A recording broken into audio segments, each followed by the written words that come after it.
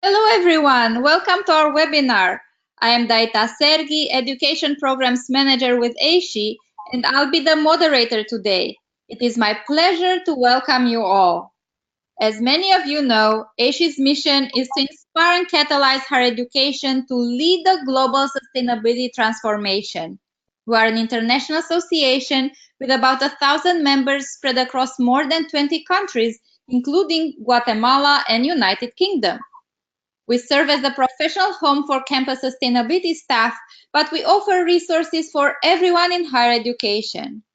We provide an expansive collection of online resources, networking tools, and educational events, such as today's webinar, and an annual conference and expo, which will be held in Pittsburgh, Pennsylvania, October 2nd to the 5th. This year's conference theme is Global Goals, Rising to the Challenge. So today's webinar ties in very well with this topic. Registration is open for our conference and early bird prices are available until May 31st. So make sure to register before the end of this month to join us in Pittsburgh. Just a few housekeeping notes before we get started. Everyone in the audience is on mute, but please feel free to ask questions or provide comments at any point during the presentation. You can do that by typing your questions or comments in the questions pane in the control panel on your screen. If you have additional questions, please email them to education@aashe.org and we will get back to you. At the end of the webinar, you'll have the opportunity to provide feedback regarding today's presentation. We take your suggestions into account when planning for future webinars, so please do provide this feedback. Please note this webinar is being recorded. If you experience technical difficulties or have to leave early, you and others can view the recording later. The recording and presentation materials will all be available in the Campus Sustainability Hub after the live broadcast. At this time, I'd like to introduce today's presenters. Today's webinar was brought together by Dr. Nicholas Watts, Senior Research Fellow at the Institute of Commonwealth Studies at the School of Advanced Studies at the University of London. I'd like to thank him for lining up such a great list of presenters and for moderating today.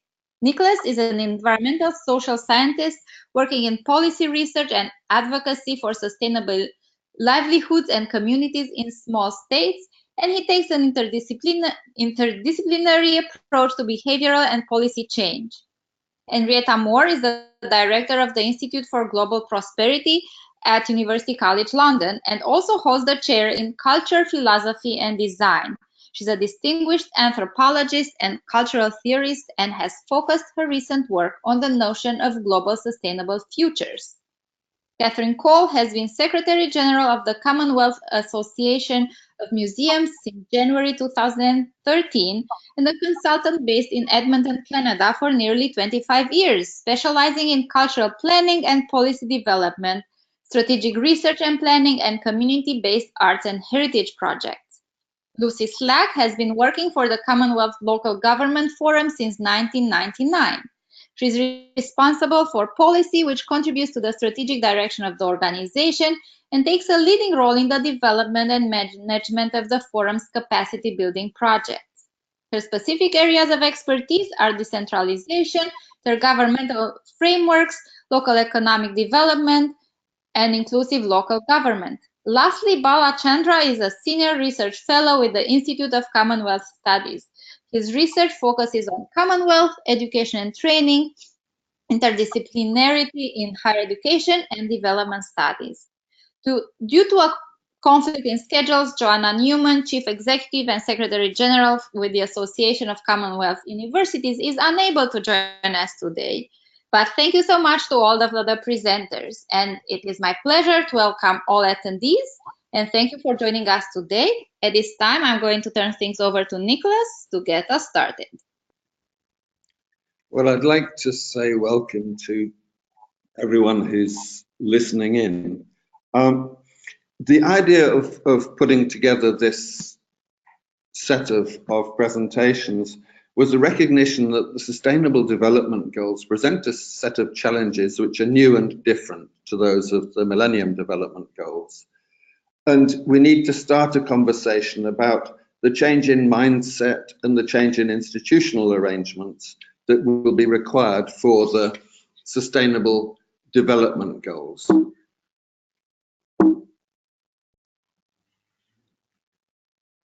I realise my screen wasn't showing. I hope this will now work.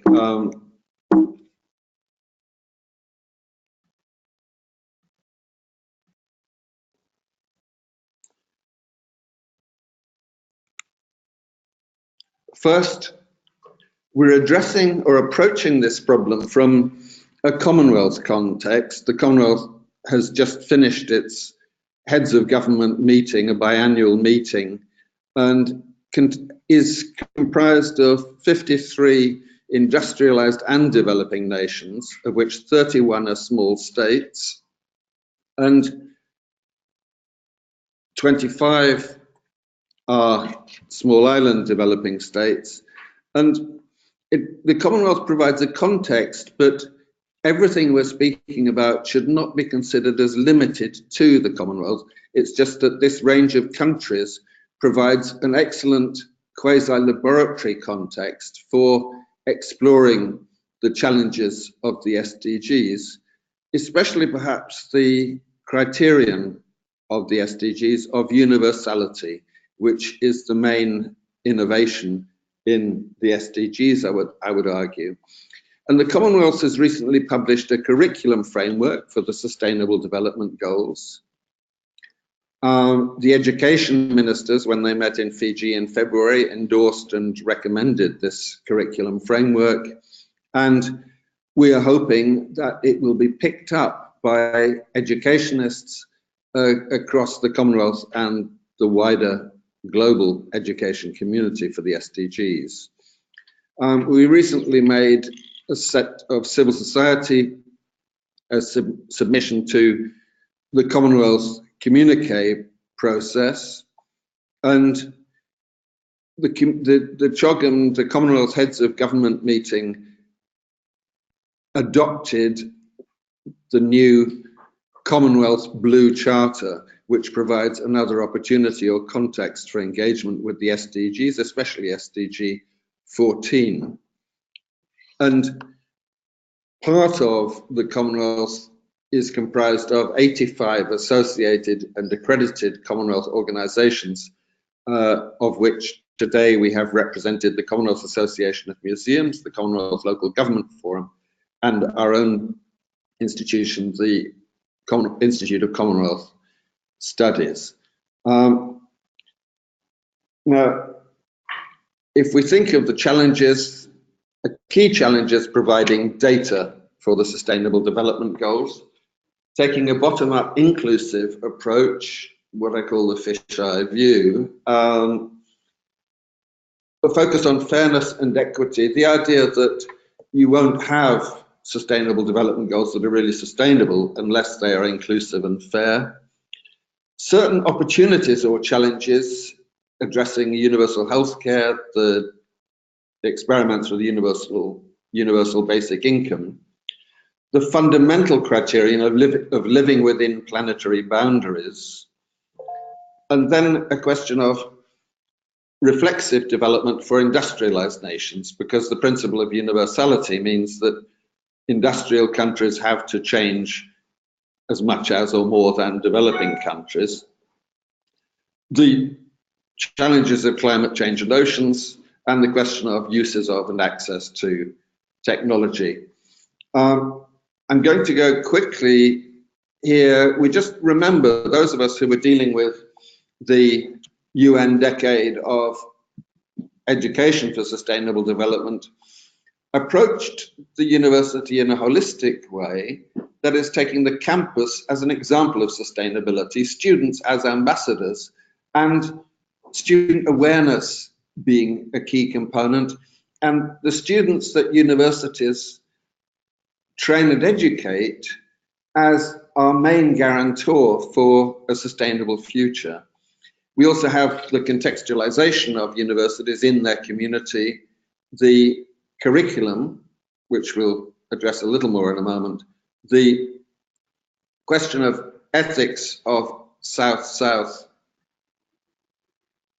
and triangular cooperation, North-South-North, and Nicholas, sorry, this is Daita. I'm sorry to interrupt you, but we're still seeing the intro slide. So do you mind moving forward, maybe clicking on the arrow?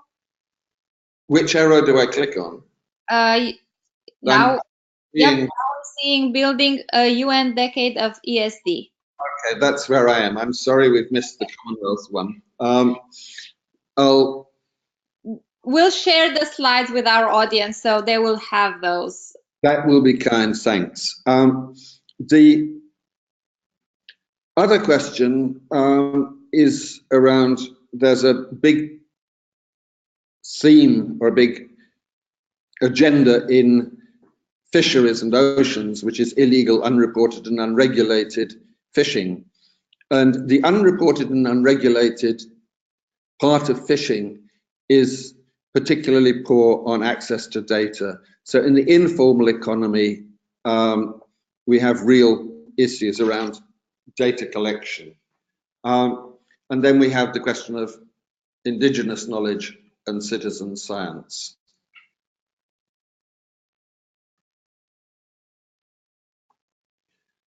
If we think of the skills and capacities required for the SDGs, I think I'll just address a couple of the list here. The first is the need for improved capacity across the policy sciences and policy analysis and the social and behavioral sciences if we're going to change behaviors. And these are academic disciplines that are in particularly short supply in the smaller states and the small island developing states, the SIDS. And the other skill or capacity we need to develop is the capacity to provide data for the SDGs, including citizen science and the use of, for example, fisherfolk as marine technicians.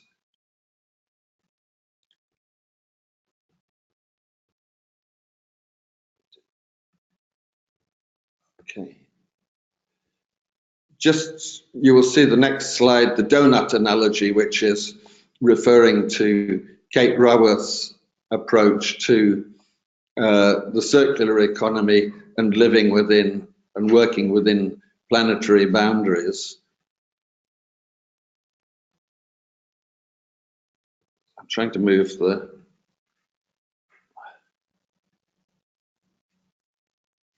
And if we think of the complexity and interdisciplinarity of the SDGs, the slide co-benefits of achieving targets for sustainable development brings home the complexity of higher education as it addresses and researches the SDGs. If we look at this matrix, on the left, it's hard to see, but marine pollution, environmental restoration, ocean acidification, and so on, have implications for research across a number of the other SDGs. And I think this is a key theme we need to address.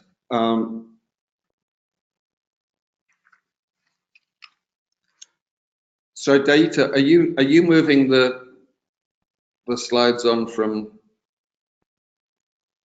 your end? Let me just address a few examples. We've missed a slide on values and principles, where I think universality, I mentioned, another key value or principle is empathy and the need to encourage empathy across the piece. Now, I just want now to address a couple of examples here. A graduate student at the University of Bristol worked with doctors who did not know to look for the signs of modern slavery, people engaged in prostitution or gang work. And through collaboration with the health sector, it was possible to identify and save victims of modern slavery in Bristol. The Schools at University for Climate and Energy was a European program which brought primary school children into universities to encourage them to engage with renewable energy technologies, but also to give them the confidence to see a local university as their own university. Other examples we have, obviously, MOOCs, webinars, OER, citizen science. The curriculum framework for the Sustainable Development Goals, the link to this, and I would encourage people to look at it, is given in the slides. We had an example of the Seychelles having a student exchange with Mauritius and bringing home the benefit of face-to-face cooperation on a South-South basis. Then the University of Seychelles Blue Economy Research Institute, the UK Global Challenge Research Fund is incorporating a number of these challenges, and the link is here for people to explore. World Fish in Africa has been employing graduate students in 10 universities across Africa to gather data on cross-border trade in small-scale fisheries products, and they have found the cross-border trade indicates that small-scale fisheries are catching fish an order of magnitude greater than what is reported to authorities. Obviously, that's an issue if you're expecting to be taxed on what you declare. If we take two examples, I will just skim these. First is the responsible university, smart city universities, University of Bristol,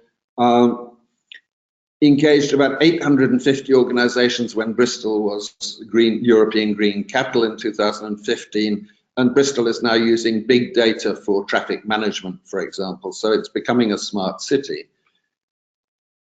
The University of Seychelles has launched a Blue Economy Research Institute, and that shows leadership from and by the South. And I should mention the small island states, the UN SIDS partnership, the sharp end partnership, learning from the sharp end of environmental uncertainty and SIDS, from which this, or rather which this is related to. It's the University of Seychelles is a partner in the partnership. The curriculum framework is a living document which I would encourage colleagues to engage with and road test and feedback experiences from curriculum development and course development and see how it compares with the curriculum framework. Modes of delivery, oceans and fisheries, I will skip. The conclusion then is a holistic approach is needed. We need to change the discourse, and we need to rethink education for global change in terms of changing awareness, changing behaviors, education for advocacy, envisioning contraction and convergence to an equitable and sustainable future. Thank you. I think, yes, of course. So we're just transferring.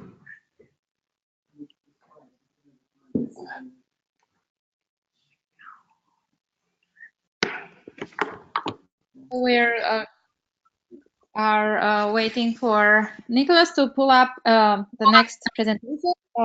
So Henrietta Moore will be our next speaker. Okay, file.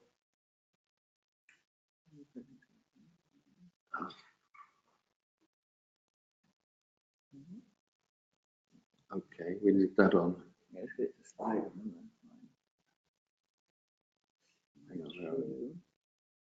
okay.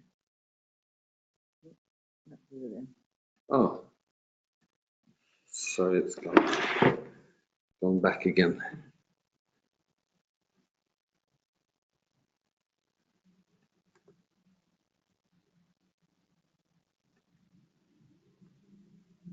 I must have been putting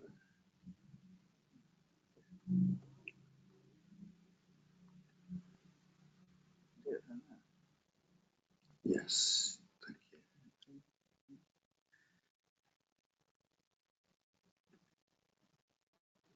Good. Okay. Well, hello everyone. This is Henrietta Moore. I'm delighted to be here talking to you all. I've been asked to tell you a little bit about what we've been doing in the Institute for Global Prosperity on the UN Sustainable Development Goals. And I want to start by reminding you that the SDGs were based on what were known as the 5 Ps. So that's people, planet, prosperity, peace, and partnership. And the one I want to keep in mind today as we're talking is this notion of partnership. How can we develop innovative forms of partnership for delivering the SDGs, and therefore use them as a kind of framework which not only guides the way that we operate, but acts as a form of continuous provocation to us. And I think that when we're thinking about what's the role of the university in delivering the SDGs, that the first thing that we need to bear in mind is something that we all know very well, and that is that universities and the global education community are already a global network of problem solvers and solution creators. And that one of the things we need to do in this context is not think about formulating our problems in the way that we always have and providing the solutions with which we're most familiar, but start with this question of how we reformulate the question. In other words, to start from somewhere else, to come at these challenges from a different point of view. And we know we need to do that because it's not just that the world we live in has changed and is changing, but the world has changed in its manner of changing. And we live now in the Anthropocene in a time when human impact on the planet and its resources and its sustainability has fundamentally changed the possibilities for the future. Now, when we think about this question of how do we act as a global education community, I think the first thing to say is that we have to act as partners of equivalence. In other words, that different forms of leadership are emerging in different areas across the globe. And it's a matter of identifying where that leadership is and working with it. Some of this, of course, is about transdisciplinarity. And one of the things we do in the Institute for Global Prosperity is to build big transdisciplinary teams across the university so that we stop working in our own universities in silos. We bring together transdisciplinary teams, and one of the challenges there is, first of all, to make sure that we are all asking the same question, that we're all using the same kind of language. The second thing that I think is important, excuse me, as we go out and take that transition. We are actually, the slideshow hasn't started, so Nicholas, would you mind clicking on the button to start the slideshow? Thank you.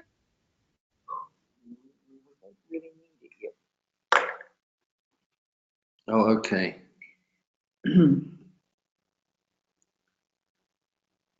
Is that working? Yes, we're on the first slide, the rethinking pathways. Yes, we don't need this. We don't need the slides just yet. All right. Perfect. Rethink doesn't have a slide attached to it. Huh? So if we go back then to the question of the global education community and partnerships of equivalence, I think that it's not enough to think about having a common problem, even a common purpose or a common language. We need to have some understanding or some framing device which allows us all to sign up to a notion of what I would call global integrity.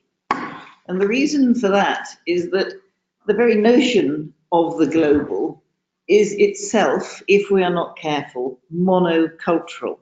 That is, it sees in each context the global from a specific perspective.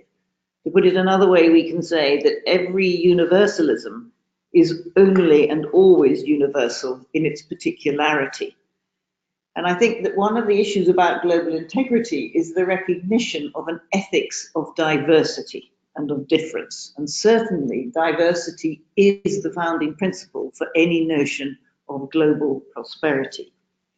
So that local identities, histories, cultures, pathways, ways of understanding livelihoods and their importance, and the relationship of humans, not only to other humans, but to the planet and to non-humans, and indeed to the more than human, need to be folded into this emergent form of global integrity and to find their place within it. But we have to understand, I think, that this new form of global integrity is not the same thing as a unified world.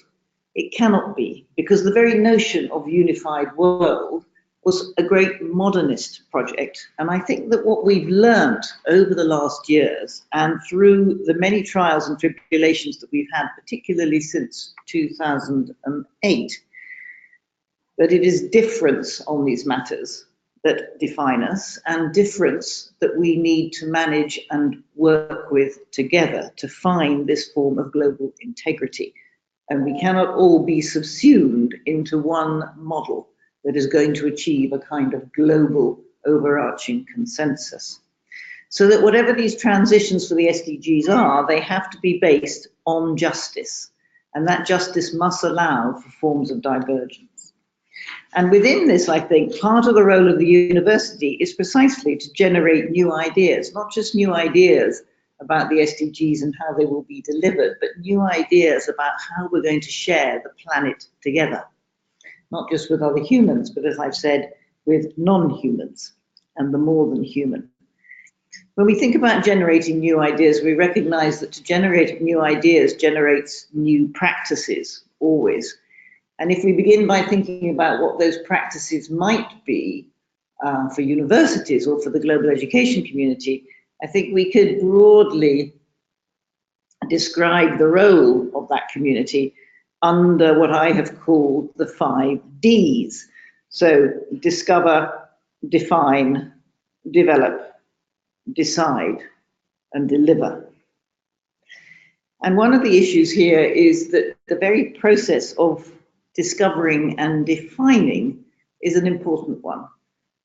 Think, for example, about the fact that we will not be able to deliver the SDGs unless we rethink the notion of the economy. We have lived for a very long time under the idea that it is the economy that defines the nature of the society we can have through the notion of growth and the importance of markets, when in actuality it is, or should be, the society we have and the society we want that lays down the kind of economy that we need. So the SDGs create a framework of opportunity for developing strategies to address the challenges that we face and to address the challenges, as I would say, of global prosperity. They create a space, and for universities and for the global education community at large, they create a space which is an opportunity to work with peers to drive system change. They do this for universities, but they do, of course, also do this, I think, for other communities of peers, whether that's government or business or NGOs or civil societies or indeed citizens. And I think that when we're working together in the university, it's not just enough for us to collaborate with other members of the global education community. The issue here is how we form partnerships with other groups of people, with these governments, businesses, NGOs, citizens and civil societies.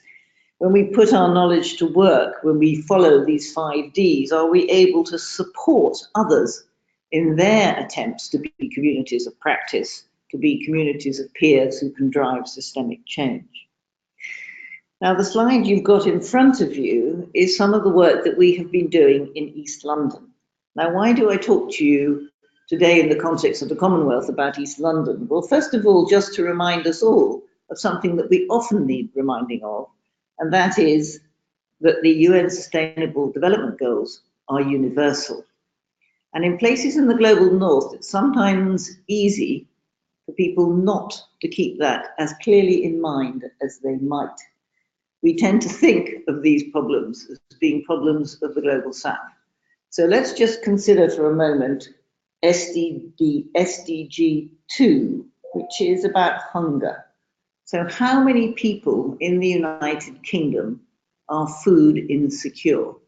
Well, today the figures for food insecurity in the United Kingdom in the 21st century are around 8 million. So how many people in the United Kingdom are energy deficient or are suffering from fuel poverty, which is SDG 7?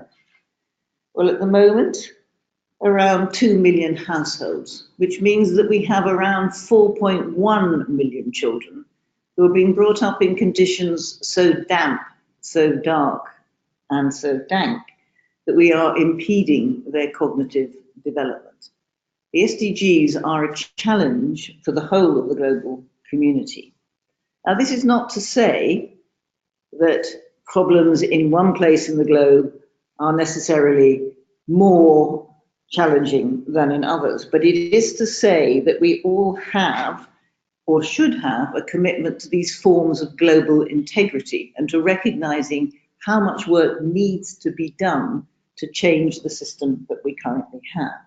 Now, what I'd like to do is just very briefly go through these slides. I think I've already said enough about the UK for you to understand that London is a very wealthy city, but not necessarily a very prosperous one. And one of the things that we have been doing, we have another technical issue with our slides here. Let's see how we move them using special little systems, which I know nothing about. Which one? That one. Yeah? Yeah, try that. And press it again. Press it again.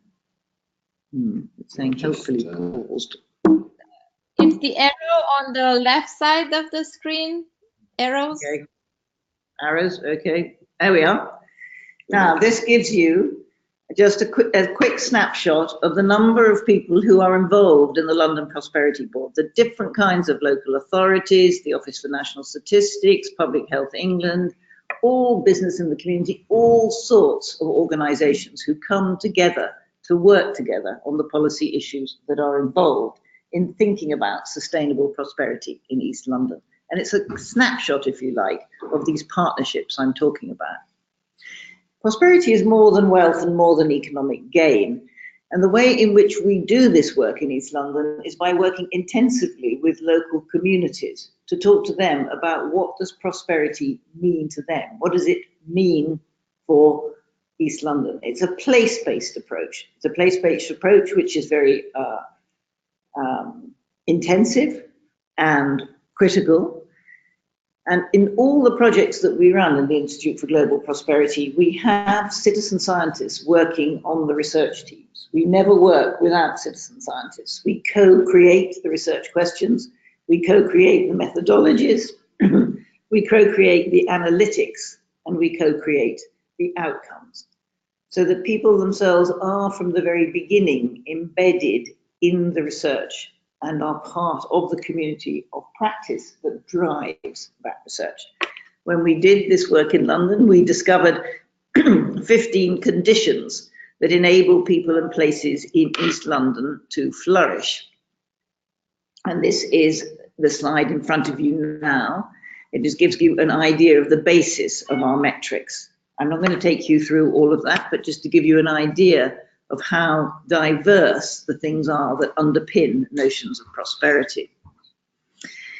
One of the things I think we need to think about is what's different about the way we approach this from the way in which others have approached it in the past. And what I want to say about this is that we start with what matters locally, so that prosperity is a locally situated reality. It's not an ideal, it's not an abstract, it's not an academic model. And it's also about participation, it's about action, it's about decision making, it's about mapping pathways for change. And we take these fundamental ways of thinking about prosperity and we apply them in other contexts in which we work. So we're working in Kenya, we're working in Lebanon, we're working in Ethiopia. And in each of these places, we are exploring diverse notions of prosperity. And in each one of them, we also take one particular challenge for the SDGs or for global prosperity. All the challenges are present there, but in each one, we develop transdisciplinary teams and co-create with others solutions to particular problems that are foregrounded in specific places. And on the basis of that, we hope to build new kinds of social and economic frameworks, methodologies, and ways of operating and being and doing, which bring universities into not only the global education partnerships, which are such an important part of their cutting edge research, but also into partnerships with all the many other stakeholders and actors which they need to work with if we are to deliver on the UN Sustainable Development Goals. Thank you. Thank you very much. Data, we're moving to Catherine now. Or I think it was Catherine was next. Yeah. Yes.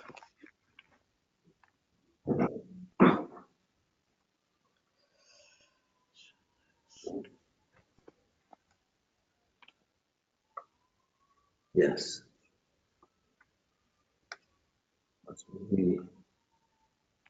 So Data, you will take us through the slides? No, I'm doing it. I just Okay. don't know why it's not going to that.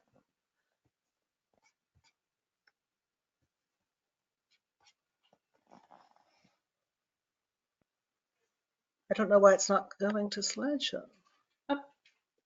Just click from beginning on the, yep, there. All right, that's okay. Okay, sorry about that. So the Commonwealth Association of Museums, CAM, is an international NGO established in 1974. Based in Canada and working throughout the 53 nations of the Commonwealth, CAM is both an accredited Commonwealth organization and an affiliated organization of the International Council of Museums, ICOM. CAM's vision is museums in which museum workers and communities are able to fully participate in the development of a peaceful, equitable, and sustainable society. And our mandate is to develop the capacity of museum workers and museums to inspire and shape people's lives. Museums are sometimes undervalued as educational institutions, yet they play important roles in higher education and in addressing the Sustainable Development Goals. When you think of museums, you probably think first of family outings and the curriculum-based educational programs offered for school children, rather than adult learning. But museums are important sites for both formal and informal higher education. Many universities have museums that are used as a teaching resource for students in various arts and science disciplines. The University of Alberta, here in Edmonton, has 29 different museum collections spread throughout its campus. It also offers undergraduate and graduate level courses in museum studies. One of our member museums, the Oriental Museum at the University of Durham, is devoted to the art and archaeology of Northern Africa and Asia. Durham also offers a museum studies program. Beyond the campus, museums and related associations like CAM collaborate with universities to develop projects, provide specialized tours, research opportunities, internships, and work placements. Museum curators are often cross-appointed with universities, whether in a museum studies program or in whatever academic discipline.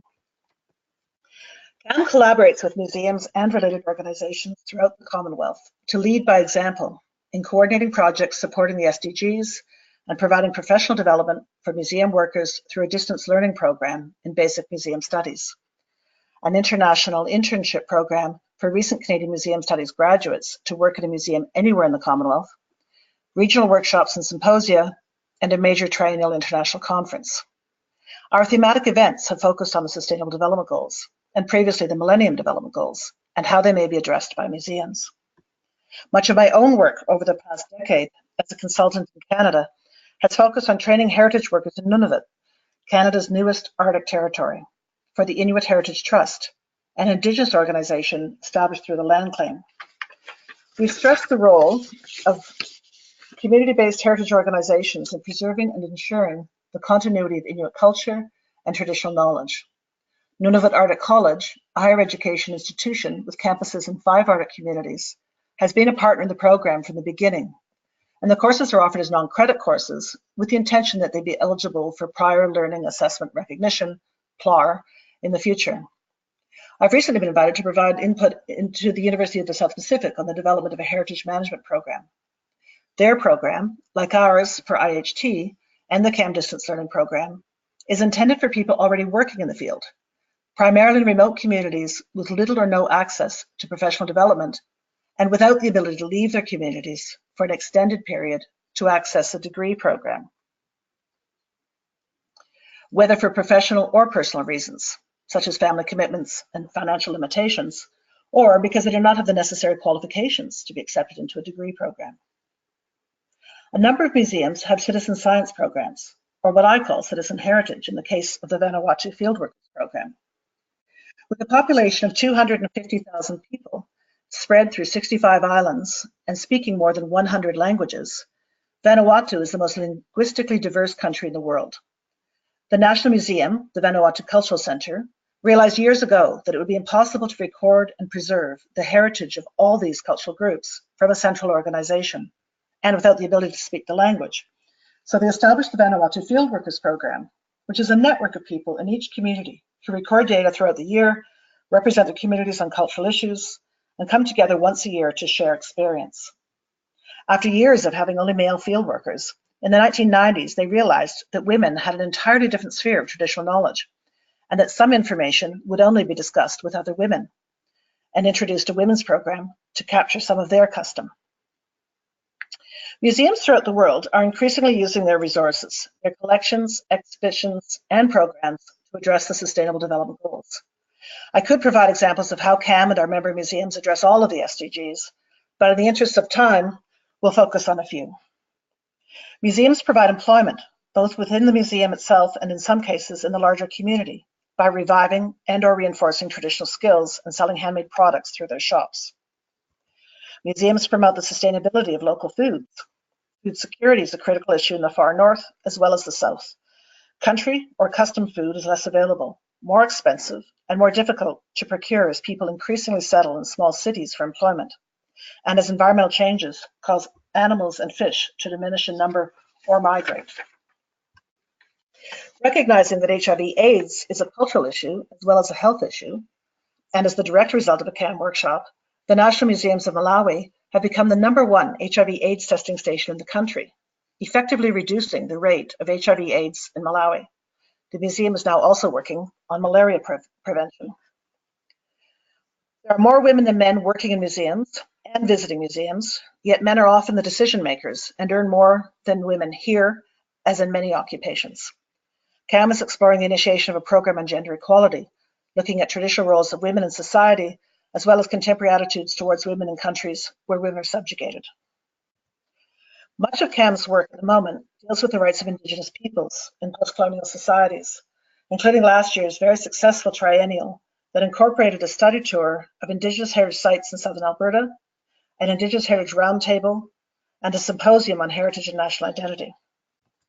And a longer-term project on human remains management in southern Africa that is working towards policy and guidelines for the management of ancestral remains in institutional collections and the repatriation of remains to source communities where appropriate, in line with the UN Declaration on the Rights of Indigenous Peoples. The University of Botswana is one of our partners on this initiative, because in Botswana it is the university, not the museum, that is the primary repository for human remains. CAM is also involved in an international multi-year project on migration in collaboration with ICOM CAMOC, the International Committee for the Collections and Activities of Museums of Cities. Museums are safe places for migrants to learn about their new homes. CAMOC works in collaboration with multiple partners, including cities, universities, architects, planners, etc., to explore various contemporary issues around the role of museums in urban planning and development. CAM has been working on climate change and sustainability issues for more than a decade, and has held a number of related workshops and symposia, including disaster risk management and resilience. Our member museums have also engaged in projects. For example, the Museum of Samoa collaborated with the American Museum of Natural History in New York City on a project called Rethinking Home, Climate Change in New York and Samoa that focused on vernacular architecture. CAM is interested in developing an exhibition about the scientific and cultural aspects of fish and fishing in fishing-dependent communities. Specifically, how and why climate change and other factors are changing the lives of community members when they can no longer fish or fish in their traditional way. We'd like to travel the exhibition by sea, using a shipping container as the exhibition gallery. Museum curators study and promote awareness of the importance of biodiversity. Some ecotourism initiatives have museum aspects to them. For example, they may be eco-museums, where the entire community becomes a part of the museum. Museums develop programs for marginalized communities to promote inclusion. For example, Museums Australia works with Pacific Island men in the justice system, and National Museums Kenya with vulnerable youth in highly volatile areas to give them a sense of purpose, a skill set, and a forum to discuss their issues. And in 2018, CAM organized a workshop on access in museums in South Asia in collaboration with the Maharaja Sawai Man Singh II Museum in Jaipur, India. And we've initiated planning of a follow-up workshop to take place next year. The museum is a site of community, communication, and education.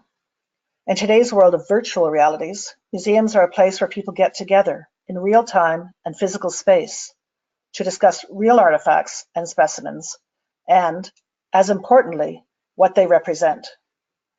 Museum visitors are often intergenerational, with children, parents, and grandparents all talking together about artifacts and exhibitions from their own perspectives. Museums incorporate both tangible and intangible cultural and natural heritage.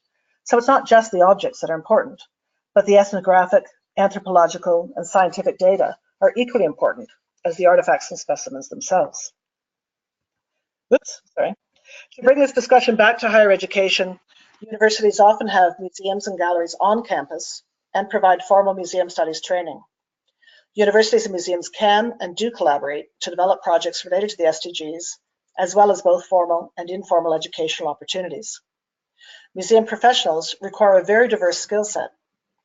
Museums are by definition more interdisciplinary and more publicly oriented than universities have traditionally been, and like universities, enjoy a high level of public trust.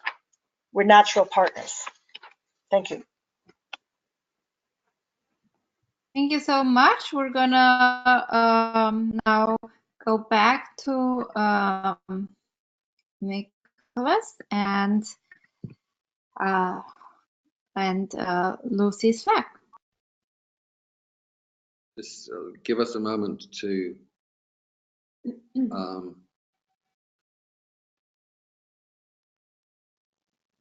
find the file. Is this? Whoops.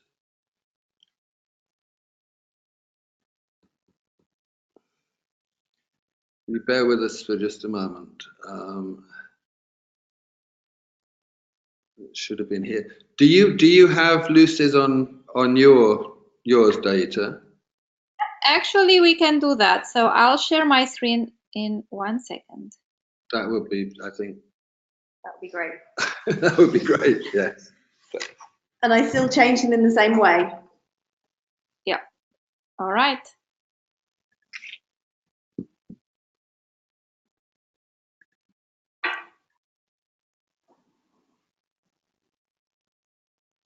Good to go. Oh. We don't have the presentation on our screen here.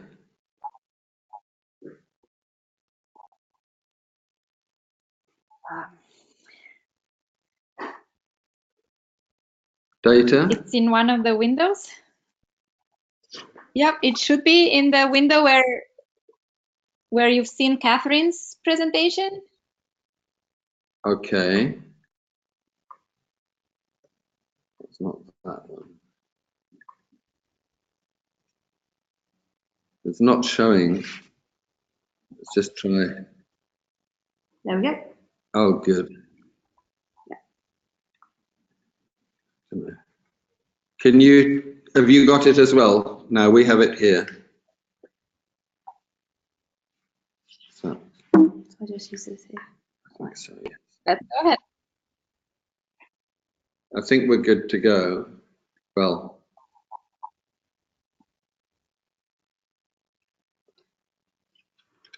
is it the one behind? Hang on. Let's just do view. Hang on. Can you see our screen data? View.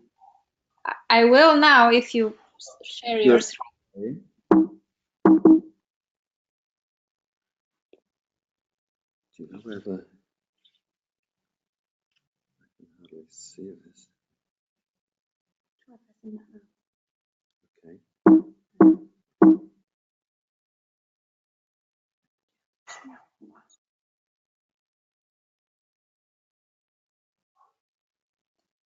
Click on the third button under the mute button. That one. That one. This one. Yeah. No, one above. Does not. Okay, we can do my screen and just have Lucy talk. Yes. Okay. Will you? Yes. If you can go through your screen, Okay. and Lucy has the presentation here. Yeah, I can see it on screen, so it doesn't really matter too much. So maybe first of all, it's great to join the webinar. It's the first time I've ever done one of these, so I apologise if I go a bit quickly through these. I'm quite conscious you probably want to ask some questions, but I'm also quite conscious that you're probably wondering, you know, we're talking about the Sustainable Development Goals, global goals, and we're coming at it from a local perspective. So I hope to be able to sort of clarify that a little bit. And I think that what I'm going to say really does follow on quite nicely from what Henrietta was just talking about in terms of the 5 Ps. So maybe just in terms of the presentation, I want to just tell you a little bit about the organisation that I work for, because I think one of the things that we do as an organisation is start to reflect some of the partnerships that are essential in terms of achieving the SDGs. And then say a little bit about the role of local government, localisation and the SDGs. And then I want to talk a little bit about the challenges of data and data collection and some of the things that are already happening in that space, but also some of the sort of potentials and some of the priorities for the future. And then maybe just reflect on that a little bit from the perspective of universities, because I'm very conscious that that's the sort of context that we're coming at for the webinar. So maybe just quickly, and it really will just take a couple of minutes. Our organisation, as Nicholas's and our previous speaker, is a Commonwealth organisation, and we bring together ministries of local government associations, so the national bodies that represent local government, and individual cities, really on a platform to look at sort of 3 core things. So focusing very much around democracy and development, but also increasingly focusing on the role of cities as we move forward and as we experience this rapid urbanisation that globally we are. We also, as an organisation, and it's actually not on the slide, it's my mission, we also have a network of universities from across the Commonwealth who work with us.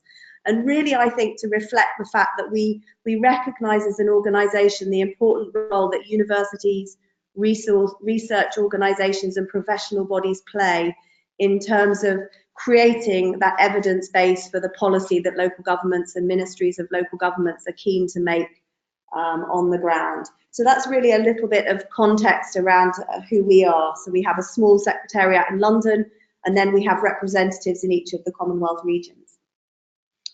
And I don't want to duplicate what Nicholas said, but I just want to pick out a couple of things to mention in terms of context from the point of view of the Sustainable Development Goals. So as we know, the Sustainable Development Goals came about in 2015 after the sort of completion of the Millennium Development Goals. And I think there were probably, from our point of view as a local government community, there were 4 things particularly that we were very anxious to address in the context of deliberating on what the SDGs should focus on. As we've commented a couple of times, they focus only on developing countries. The MDGs were created with very limited consultation, and they were very top down. And I think quite early on in the piece, it was recognised that Just working from that sort of top-down perspective was not going to really make the kind of change and the significant leap that everybody was looking for. And I think it's fair to say that they resulted in some progress. That progress obviously wasn't uniform. But in their favour, they were, of course, very clear, very precise, very focused. And when we came to sort of the sort of 2014, sort of 2013, 2014 period, for the first time, I think, local government as a community globally actually came together. And we formed something called the Global Task Force of Local and Regional Governments. And the main purpose for forming that task force was really to say that we want to make sure that the Sustainable Development Goals don't repeat some of the mistakes of the Millennium Development Goals, and that they recognise perhaps the changing shift in terms of the increasing importance of what happens at the local level. And as a network of partners, we focused on advocating for recognition of the role of all levels of government to be recognised within the SDGs, and that would include local government, and recognising the importance of local inputs into not just the definition of the Sustainable Development Goals, but also the reporting and the contribution towards achieving those SDGs. And I think that the importance of supporting the principle of localization of the SDGs globally. And so, as we all know, in 2015, the SDG goals were launched as part of the Agenda 2030, and we have 17 goals, 169 targets, and they cover a much more complex set of priorities around social, economic and environmental development, with this strong focus on the importance of equality, of reducing inequality, I should say.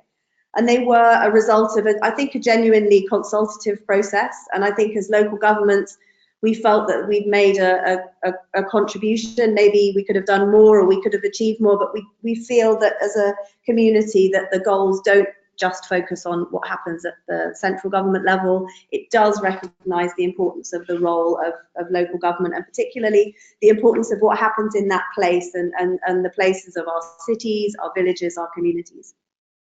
So they all have a local dimension.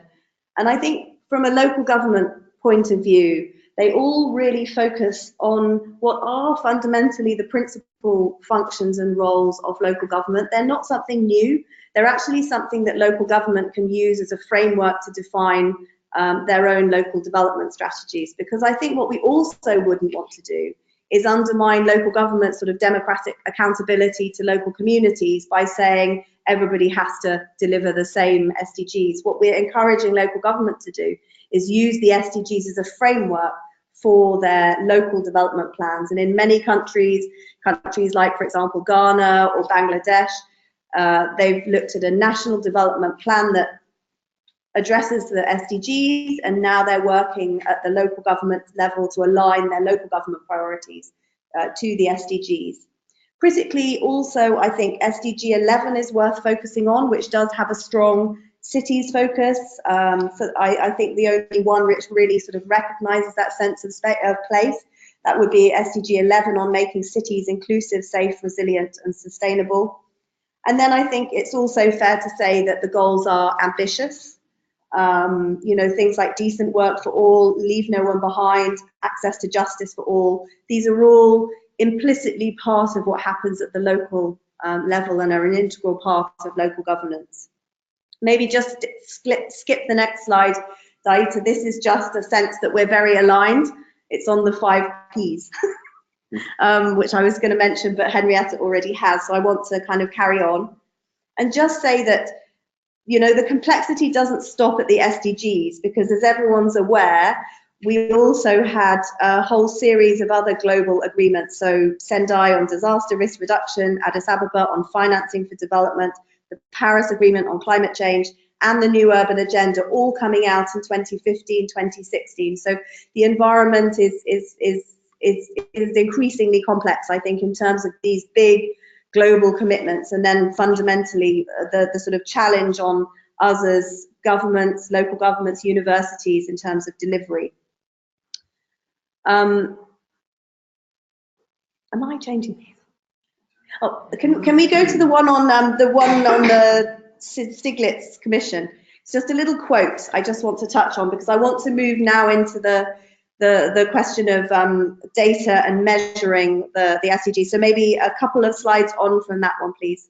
Sorry, this is just a little quote which says, what we measure informs what we do. And if we're measuring the wrong thing, we're going to do the wrong thing. So I think it's really important that we know what we want to measure. And I think that's quite an important thing just to bear in mind in the context of data and also measuring progress towards achieving the SDGs. And I think when we look and we think about data, if you think about decentralization, I think it creates a lot of new information demands. And I think this adds an extra complexity from the point of view of local government and achieving the SDGs. If you think about these kind of triangles, you think about, you know, at the national level, there's actually quite a lot of information available. There's quite a lot of data that's being collected. There's many institutes that are collecting that kind of data at that kind of level. But gradually, as you move closer to the ground, as you move closer to the kind of like the delivery partners of achieving the SDGs, you'll see that data collection is much more limited. And I think there's the whole issues around capacity. There are issues around alignment of data with what's happening at the national level, and also just the capacity at the local level to sort of take on this challenge. So although the Agenda 2030 does actually make a kind of statement on data to say that quality, accessible, timely and reliable disaggregated data will be needed to help with the measurement of progress and to ensure that no one is left behind, such data is key to decision making. Data and information from existing reporting mechanisms should be used where possible. I think we're probably all aware that that's actually there's actually a lot of work to be done in that area, and I think that's potentially certainly one area where universities can play a big role, I think, in terms of supporting. And I think if we think about this issue of sort of local data for monitoring the SDGs, you know, what are the kinds of things that we're really looking for? And I think I would certainly say that we're trying to look at sort of localized indicators, so indicators that are really specific to those local situations, but feed into that sort of national process. And we want to make sure as a kind of local government community that the information that local governments gather is actually used in national monitoring and reporting. We're working with countries that are currently preparing their voluntary national reports for the high-level political forum, where they're going to be reporting on the SDGs, to make sure that the local government context is integrated and reflected in that, and to look at ways in which we can do that more strategically. And I think we need data, and this comes back, I think, a little bit to some of the points that Henrietta was making. We want data. We need the kind of data that can actually support policymakers. So we need data to be clear. We need it to be the kind of data that can actually support policymakers in making that narrative and strengthening that narrative with their local communities. And so I think in terms of sort of how do we build the kind of partnerships that we need to kind of access the kind of data and measure and monitor the SDGs in the way that we want to do that. I think there is a kind of, it's probably a bit of a requirement for a bit of a data revolution here, without wishing to sound sort of too dramatic, so that we can actually sort of encourage as many potential partners as possible to really focus on this and to put their energies to this. And universities, I think, would be part of that sort of agenda. Obviously, research centres, NGOs, even the private sector. I mean, a company, for example, like Microsoft, and there are many others out there, I'm not just picking on one, but they've done an awful lot of work in this space to really think about the SDGs and what that means. And you'll see from the presentation, I won't go through all of the slides now, that local government's already moving into this kind of smart technology. So we're seeing much more of a focus on open data, access to data, and making citizens much more aware of what's happening at the local level. We're also, you know, local government is also using technology for the community to kind of feed into their sort of planning processes, but also to report problems with things like graffiti or potholes and so on. But there are, and I just want to come on to this thing, I know I'm a bit short of time, so there are some real challenges to this. One, I think I would say, is this whole issue around territorialism of data. and commercial sensitivities that we need to think about. And I think a big one, and this is one that we're finding increasingly in our work, is that people are a bit embarrassed about the quality of their data. So they're maybe not that confident about putting their data on the table and saying, you know, this is what we've got. How can we sort of build this up, and how can we use this more strategically? I think the complexity of data is really still a major challenge, and is something that we really need to look at. And I think then I would say cost, and also the way in which data is disaggregated from the local, regional, national, and obviously international levels. And I think one of the things I would like to just say in terms of universities, because I think this is quite important, and it comes back a little bit to the issue of sort of how we share data. But also, I think from the point of view of universities, there's a real role for universities to reach out to local government, and I would say the other way as well, for local government to reach out to universities. But I think there's also something which we need to look at in terms of how all of us think about the SDGs, and we need to think about the SDGs as the kind of interdisciplinary things that they are. It's not easy. We can't just talk to the environmental department of a university or a technological part of the university. We really need to think across the piece. And I guess that's really the thing I'd like to leave you with. Thank you. Thank you, Lucy, very much. Data. Yes, I'm here. Good. Bala has very kindly agreed that we should maybe, as Henrietta has to leave at 15:15, that we should maybe take one or two key questions, if there are some, for Henrietta before she leaves, and then Bala would start at 6:15. Can you do you have the questions online, or? I will give our attendees maybe a minute or two to submit questions for Henrietta Moore if they have any, and maybe we'll take a question for you in the meantime,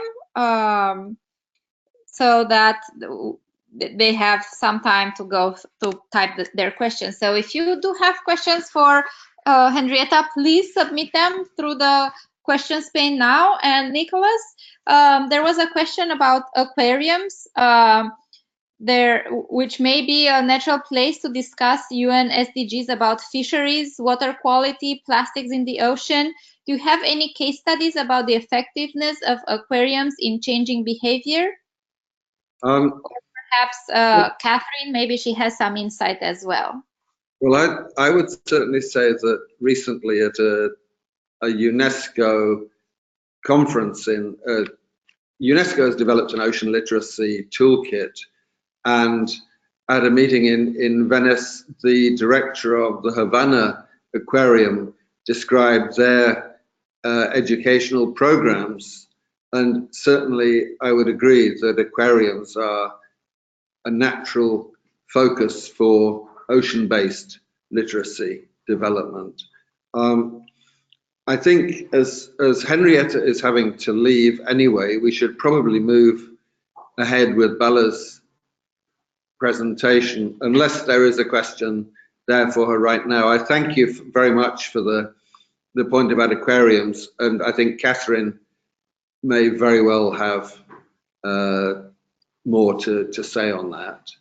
But I think we should go to Bala. Thank you so much, Henrietta, for your contribution. And I will now move to Bala's presentation and then into Q&A. So, Nicholas, you are the presenter now. Please start sharing your screen and show Bala's slides.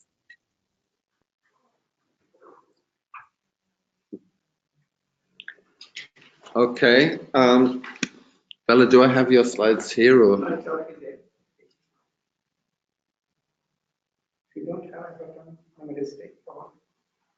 So while you're figuring out Bala's slides, maybe I'll go to Catherine with a question. Do you have Bala's slides? I do not have Bala's slides. So, Catherine, can you Yes. let us know what prevents people from collaborating? Why aren't there more collaborations happening? Well, I think that some reasons for that were actually identified in the last presentation, but From my perspective, there's a question of inequality of people who are partners, and it's important that the university, as one of the partners, is working with other people on an equal footing. And often when people get research grants to do things, there is no money in it for the community-based partners, and so they come to the table in unequal ways. There's also the issue of people wanting to have a successful end result, and a lot of this work is really quite experimental, and we need to be prepared to focus on the process and not necessarily the product. So there are challenges in trying to collaborate. It also takes a huge amount of time. It takes far more time to do something with other people than it does to just do it yourself. And you'll get a better result, but you have to be prepared for things to take 2 or 3 times as long as they would otherwise, because you've got more voices, more people expressing their opinions, more issues that you have to resolve. So I think that a lot of our funders these days really want everyone to work in partnership, but they haven't necessarily helped to create an environment that helps us do that. Thank you so much, Catherine. And while with you, let's have you go through another question. So how can higher education institutions, and particularly sustainability offices and practitioners like sustainability staff and faculty interested in offering courses with a sustainability angle, better collaborate with museums? I think it's just a question of starting that conversation and saying, this is what we're interested in doing. Is that something that your organization is interested in? And we always have to be conscious of mission drift and not going after a project just because there's funding available for it, but actually focusing on what our key priorities and interests are. But there's a huge amount of potential. We just need to sit down together and say, this is what we're doing. What are you doing? I think often we just don't. We don't even know who's doing what in our own communities. Thank you very much. Nicholas, are you ready to go now, or do we take more questions? Bala is sending you the presentation. All right. In the So email, then I'll take a question for Lucy. What do you see as the first steps or process to forming successful partnerships between universities and local government? I mean, obviously, it does depend a little bit, but I think obviously the first step is really for one or other of the partners to reach out, and I think the SDGs do provide a really good sort of opportunity to have a reason really to do that and to reach out. I think in many cases you find that the university and the local council maybe have a very limited relationship, but I think where communities are looking, setting up and working on the SDGs, I think we would certainly recommend that the university should be one of the partners that the local council should reach out to. And we would also encourage them to do the same the other way. I think it comes back a little bit to that question that somebody raised around partnerships. I think also the other thing about partnerships is that we're kind of not always very good at working in partnership. For a long time we've been working quite competitively and not necessarily felt as comfortable and not necessarily having the skills in place to do that. So I think it's also linked a little bit to the kind of concept of sort of forming those kind of partnerships and creating partnerships where it's very clear what everybody's objectives are in terms of making that partnership successful. Thank you so much, Lucy. And would one of you like to also take a question on curriculum? How can we use the curriculum in engaging academic researchers in research agendas? That's a good question, and one we clearly invited. I think that I would suggest that people have a look at the Commonwealth's curriculum framework for the SDGs. If I could take this to start with, and just see how researchers could accompany those doing curriculum development and developing new courses to evaluate the impact of the courses on the attitudes and behaviours of those involved in them. I know that Sazani Associates, one of our sharp end colleague organisations, they do a lot of work with children, things like beach cleanups or going out into nature and using that natural context for education. And that would be an ideal opportunity to engage educational researchers, but there's probably more behind the question. But I think that the curriculum framework is a hook to hang a few research questions on. And one of the big issues there is the use of out of university spaces, for example, museums, but also town halls for educational experiences and seminars, not to mention webinars, of course. And I think maybe also kind of linked to that in terms of the kind of research agenda, I think that there's a real opportunity for researchers and policymakers to come together more, supported by obviously universities, because I think that, you know, we need to work with local governments to try and encourage them to see the value of doing that. And increasingly, I think we're seeing much more in the way of kind of evidence-based policy because of that interaction and that partnership with universities and the findings from studies which have been undertaken by researchers from universities or higher education institutes. And I think we need to continue to sort of promote that and support that, and then I guess take the next step, which is actually how do we then work with the policymakers to take the kind of evidence coming from that research and turn that into policy which is really genuinely going to make a difference on the ground. Thank you very much. I still don't have Bala's slides, so I can ask the next question, which actually I think all of you can address. So maybe we'll go to Catherine first and then back to Nicholas and Lucy and Bala. Where do you think effective leverage points can be found for shifting the deep values within individual, collective, institutional, legal spheres related to the primacy of an economy based on economic growth?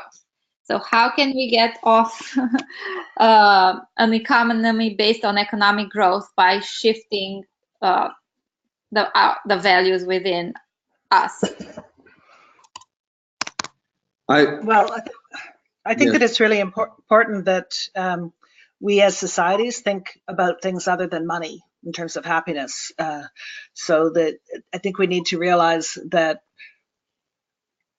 money's not progress. That, you know, we think of this sort of progressive view of history and how things move along from one step to the next, and it's always getting bigger and better.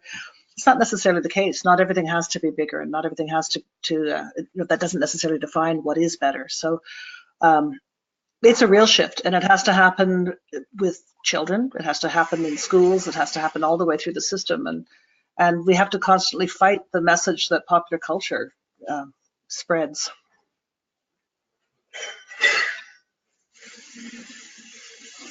Yes, I think that's the big challenge. We might even start to talk about issues that we haven't covered here, such as teaching people how to read the news and distinguish between fake and the real. And also, as was implied in what Catherine just said, escape from sort of the reality TV mode of politics, but that would get us into another agenda. But I do think that with the SDGs and with SDG 8, which is very much about, you know, decent work for all and does actually at least kind of use some of the kind of language that we would want to move much more towards achieving. I think, you know, we also have something to work with within the SDGs and from that kind of global conversation. Jait, I've managed now to send you Bala's. Yep, I received them, so we'll go to Bala's slides and then have time for maybe a couple more questions. Great. Okay, thanks very much.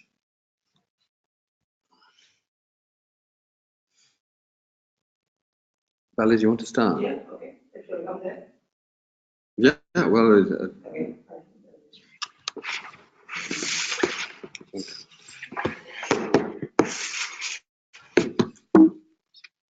Hello, Later, can you hear me? Hello? Yes, all fine. I'm here now. Can I start? Tell me when I can. yes. Hello? You start. Okay, fine. Later, I think the main focus of my presentation here is looking at SDGs and higher education. And one of the things that I want to look at is to focus on the next slide. Is to focus on SDGs. SDG 4.7, and SDG 4.7. There's an emphasis in that one on a culture of peace and non-violence, global citizenship, and appreciation of cultural diversity and of culture's contribution to sustainable development. And this is a point which I want to focus because this is a real challenge for implementing and achieving SDGs, because this is an area where it's difficult to in some ways difficult to. Go to the next slide. So okay, next slide, please. It's difficult to find some indicators in the sense that what needs to be achieved and so on, and it's also a difficult area to achieve, partly because it's an area where statistics are hard to come by, and also the strategies are yet in place, especially given that the SDGs need to be implemented in both areas, both north and south, in a broad sense. One of the points that I want to raise is that in SDG 4.7 or in SDG 4 itself, in overall, there is less emphasis on higher education. Higher education is part of a spectrum of educational offerings, but the importance of higher education within that particular spectrum, say for example, the primary sector, the secondary sector, the lifelong sector, and of course the higher education sector. The higher education sector is very crucial in achieving in the rest of those particular sectors. World Bank has been emphasizing, particularly in Africa, in the 80s and even in the 90s, that somehow higher education is a luxury item. What is important in terms of return is primary education and at best secondary education. So this approach has partly shifted later on, because without higher education, the manpower required or the personnel required for employing in other areas and also creating the knowledge base for them was getting restricted, particularly in developing countries. So higher education is no longer seen as a luxury, as an add-on, as something which you do when you're happy with other things. So having recognized the importance of higher education in relation to development per se, one of the things that we find is that in 4.7 or 4.1 indicators, we find that the higher education is not seen as an instrument to achieving a development in the other areas. So this, I think, is a big weakness. And one way we could address is to look at how higher education can contribute to the development of 4.7 as a whole, SDG 4 as a whole. And the second point that I find I would like to highlight is that although we saw in the previous slide the importance of culture, the indicators do not seem to emphasize the importance of culture, the importance of intangible influences that influence educational achievements, or for that matter, the achievement of the atmosphere in which education can succeed. So can we go to the next slide, please, which I'm looking at? which is what I call a gap between aspiration and action in SDG 4, particularly SDG 4.7. Points I want to make are achieving cultural change needs debate, discussion, and consensus, and HEIs can provide the space, motivation, and scaffolding initiatives. So achieving culture is much more difficult than achieving, say, for example, success in maths or science and so on, which are the basis for many of the league tables, especially the OECD's PISA table. I'll come back to that in a minute. The metrics are difficult to specify in culture, but more sophistication is being achieved. This is not to say that there's I'm pessimistic. This is to say that more work could be done. There is already work being done in relation to sustainability literacy tests, and they are getting more sophisticated. And also, the OECD has come up with a new area in terms of culture, in terms of intercultural aspects. So that is again a very significant move, but also it's a significant development. And so it's again important that we recognize what's being achieved, but also at the same time, more of us could join. Only 80 countries are doing it at the moment. Now, then the other issue is the impact with is less tangible or immediate or linear in progression. So this raises the issue of data collection, data and reliability. Now, the last point in this is the success in other areas, for example, literacy, should not be seen as a substitute for success in cultural change or tolerance and so on. Literacy can create, or numeracy can create enabling environment, but achieving SDG 7 is not automatic or guaranteed because you need more work on that, which is the next slide, please. The next slide suggests that culture needs to be it's not a silver bullet that can solve everything, but certainly an approach of interdisciplinarity would be quite helpful. And culture needs to be integrated through interdisciplinary critiques, that is examining process and products through interdisciplinary interrogations and critiques. And facilitation of these critiques must form an integral part of acquisition of skills and credentialized learning.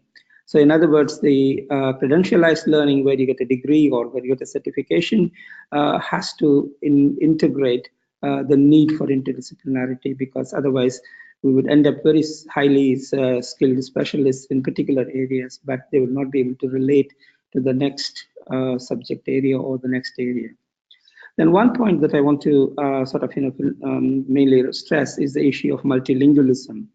And it is very important in terms of achieving interdisciplinarity, because knowledge is not only divided along these subjective silos, but also divided along linguistic silos. I co-edit a journal called Cameroon Journal of Studies in the Commonwealth, which is a bilingual journal. And we only know from some of the countries which are bilingual or multilingual in the Commonwealth that that language unites, but also can divide and also can act as a barrier. And to achieve SDGs, and particularly in terms of dignity, in terms of understanding, tolerance, and culture, it is important that we stress multilingualism as a tool. And then it's also important that we work through all the stakeholders. The stakeholders here meaning students. Students' unions organize a lot of activities like the Model United Nations, Model Commonwealth, and these provide an ideal space to think about, if not experience, life across the North and the South, between the areas of SDGs in these two areas. And finally, there is also one point which I would like to point out, which is in the last slide, which is on interprofessionalism. Probably it's not there, but what I mentioned here is that interprofessionalism, in other words, we need to achieve SDGs, particularly culture, and in these areas, we need to involve artists. We need to involve people who operate at the level of imagination, and it is they who can, they need to be brought into teams, into consortia, into other areas where SDG 4 is being discussed. So I end here, overlooking, Catherine would be very pleased to know, the British Museum, which is just across the window from us. So it's a very nice point to reflect on museums, but also on the points about higher education. So here, the higher education institution where we are is just across the road. And so we present joined up thinking here. Thanks. And the museum is still full of everything it's had for a long time.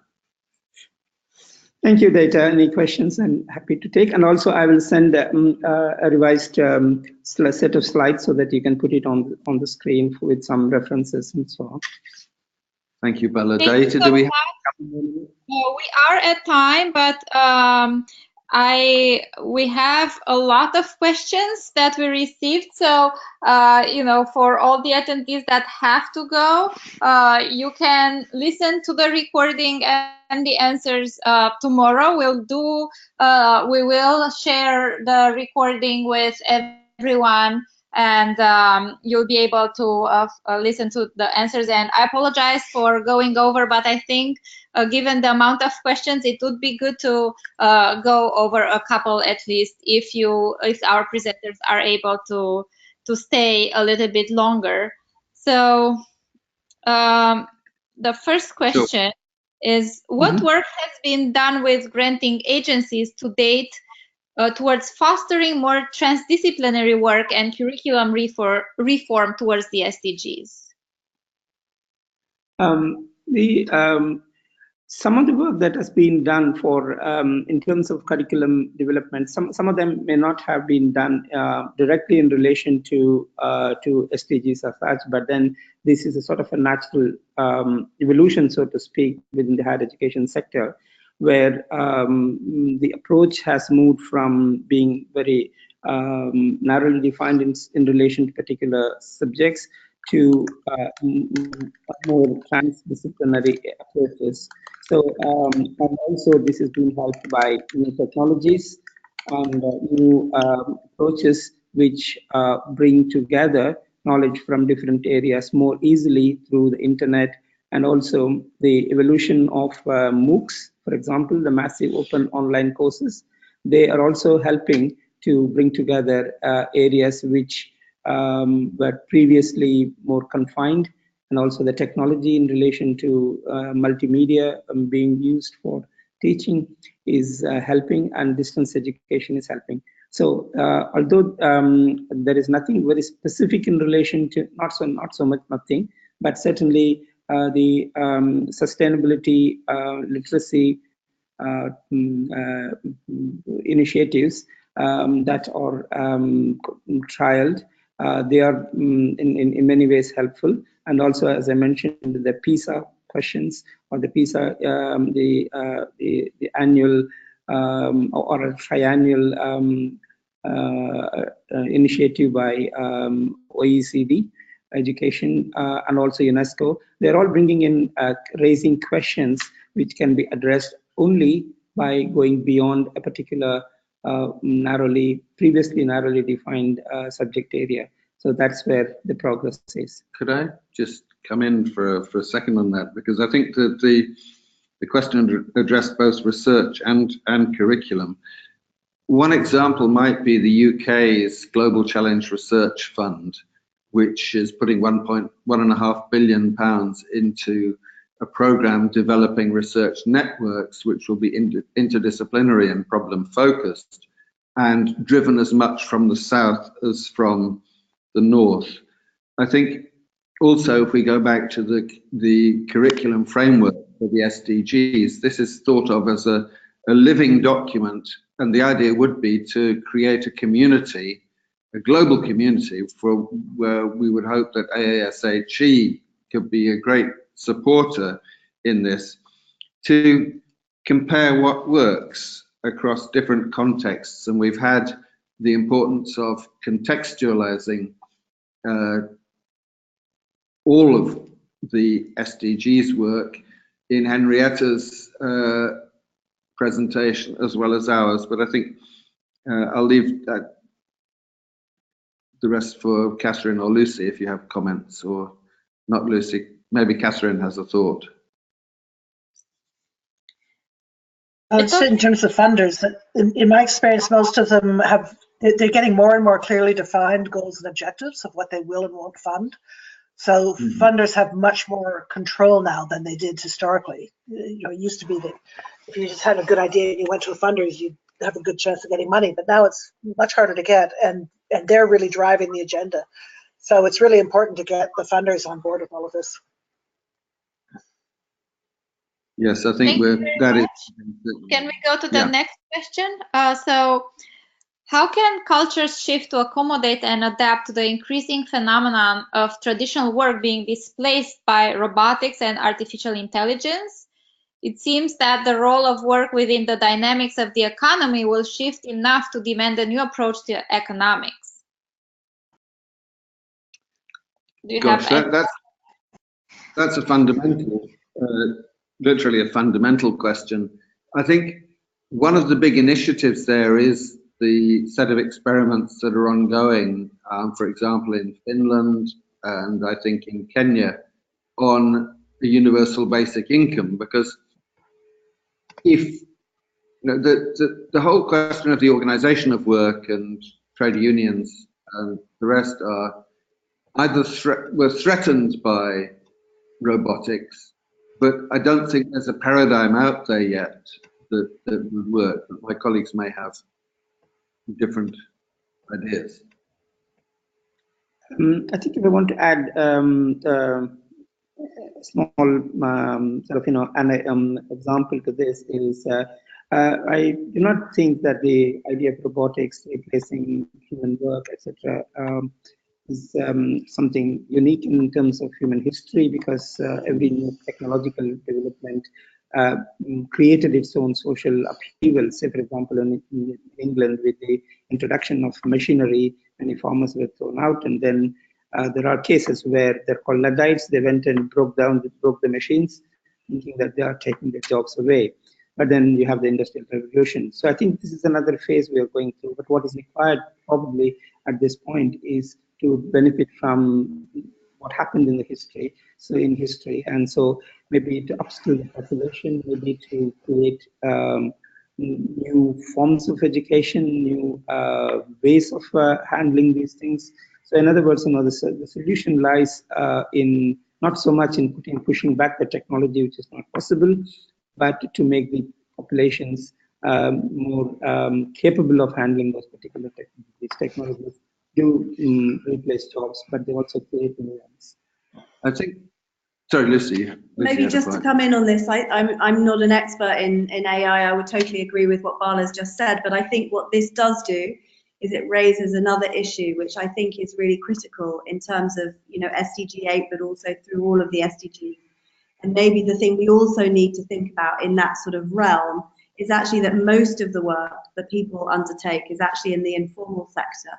And I think that there's a big priority for the SDGs and for the agencies and organizations, governments, partners that are looking to this concept of decent work for all. I think it's really critical that we also address the nature of informality and that we make sure that those solutions are solutions which actually don't penalize people because they work in the informal sector, but actually support them and provide frameworks for them to continue to sort of grow and develop. Could I just add, before Catherine maybe comes in, I think if, as we were discussing before, the focus shifts from GDP to livelihoods and outcomes, then we can change the dynamic in that robotics then become instrumental in improving livelihoods and outcomes, rather than just subjecting people to the force of technology. And just to address the informal sector, I think one of the challenges we have is also to measure the contribution the informal sector makes. Volunteering, for example, often goes unquantified and unrecognized in the contribution it makes to social cohesion. And I think we need to value the work that people do on a voluntary basis. Thank you. We have another very interesting question on As the SDGs push towards greater public engagement and new levels of participatory democracy, how can higher education deal with the problem of fake news, alternative facts, and other rather shocking trends? Education is increasingly under siege by conservative and populist ideologies, ones that have little time or interest in rationality. Yes, Okay. Well, I don't know. Catherine, do you have thoughts on that? And my first response is that this is one of the huge challenges for addressing the SDGs and the sort of the post-enlightenment thinking of you know, the forces of the new populist right, that we really have to teach. Again, the agenda becomes teaching people to read in a critical way, and students are the most likely to engage with this agenda. And a couple of days ago, 1 million students organised in the UK to oppose and overturn Brexit. Whether they will succeed or not is another question altogether. But it is really to recognise that the most important product of universities engaging with the SDGs are the students who come out with reflexive and critical faculties to move beyond the current backlash. So that was my... I think sorry, go ahead. Well, I think this is really the critical issue, and we're in an age that is theoretically called the knowledge era, but knowledge is not respected right now, and so this knowledge economy is a false economy. We have too many people just liking things that are superficial, you know, quick sound bites, sexy little pop-ups rather than meaningful engagement with stuff. It's becoming a really huge challenge, I think, in all of our disciplines. And you know, what can universities do? Well, continue to fight the good fight. I mean, that's what universities have been trying to do for decades, and I don't know, it's not going very well right now. It doesn't look like there's any way of turning it around, and I don't know what it is. This is very discouraging. I think, you know, in some ways, this is a phenomenon, as Nika said, it can only be countered in some ways through making people more aware of things. There are attempts to provide what one might call, you know, authenticated or, you know, approved or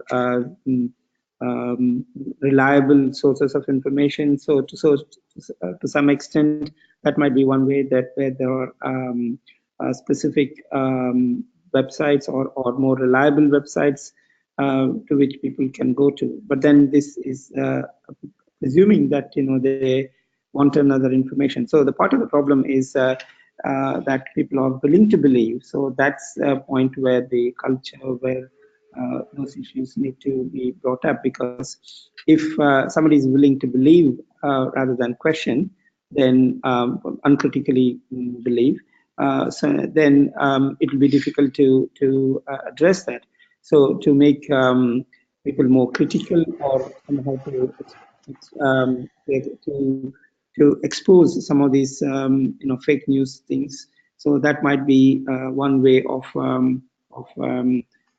addressing the problem, that each time a fake news is exposed, there could be some sort of, you know, citizen awareness. So it is up to the individual to really to believe. So in other words, you know, the approach could be systemic, whereby, you know, it creates structures where the news is there is a reliable source to which people can go, and at the same time, it is also we need to work at the level of the individual, because if it is the individual who needs to who needs to seek out something which can